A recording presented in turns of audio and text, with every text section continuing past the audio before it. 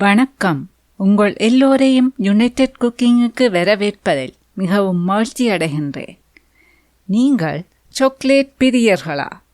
இந்த வீடியோ உங்களுக்காக. இன்றைக்கு நான் பெப்பர்மெண்ட் பார்க் செய்து காட்டப் போகின்றேன்.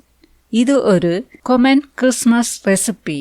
இதை நீங்கள் விரும்பி சாப்பிடலாம், அல்லது கிஃப்டாக கொடுக்கலாம், அல்லது குழந்தைகள் ஃப்ரெண்ட்ஸுடன் ஃபன்னாகவும் செய்யலாம். வாங்கோ செய்ய தொடங்கலாம்.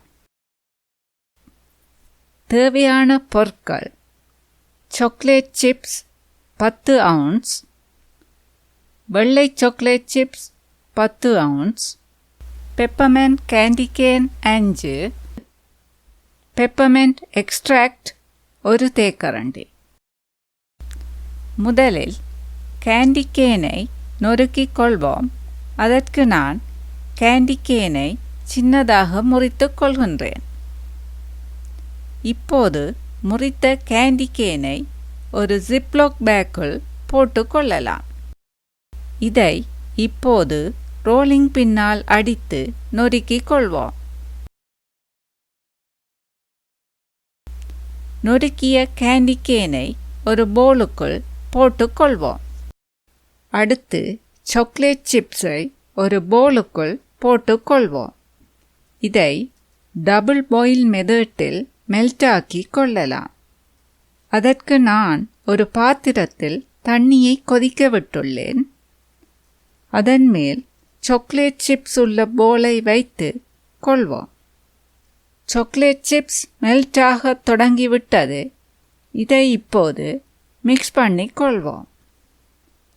நான் இதற்கு செமி சாக்லேட் சிப்ஸ் எடுத்துள்ளேன்.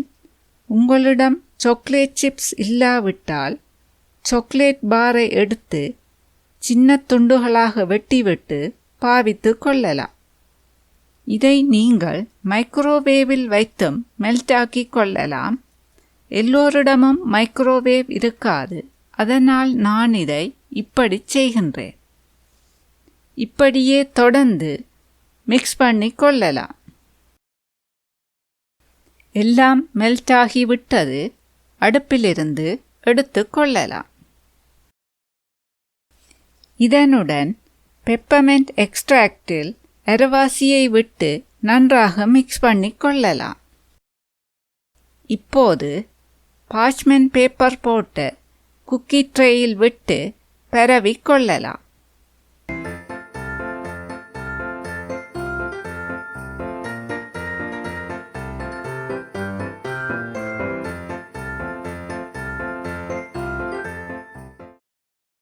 இதை 5 நிமிடம் ஃப்ரீசரில் வைத்துக் கொள்ளலாம்.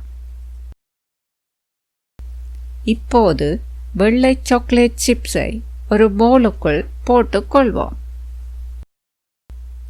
இதையும் டபுள் பாயில் மெத்தடில் மெல்டாக்கி கொள்ளலாம்.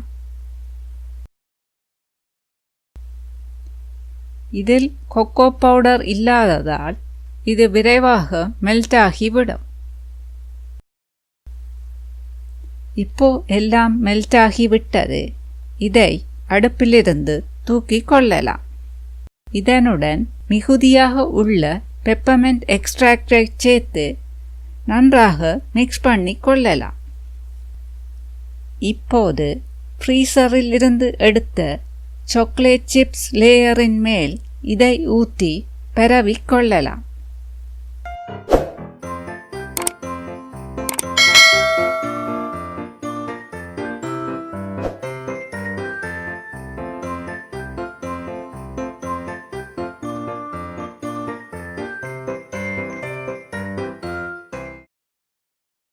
இதன் மேல் பெப்பர்மெண்ட் கேண்டி கேனை தூவிக் கொள்வோம்.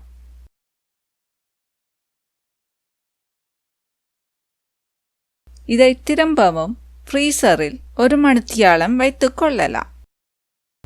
1 மணித்தியாலத்தின் பின் ஃப்ரீசரில் இருந்து எடுத்த பெப்பர்மெண்ட் பார்க்கை ஒரு கட்டிங் போர்டுக்கு மாற்றிக் கொள்ளலாம். இதை இப்போது சின்ன துண்டுகளாக வெட்டிக் கொள்ளலாம்.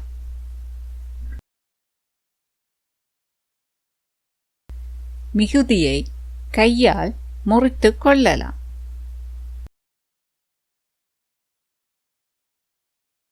இப்போது எல்லாம் முறித்து முடிந்துவிட்டது.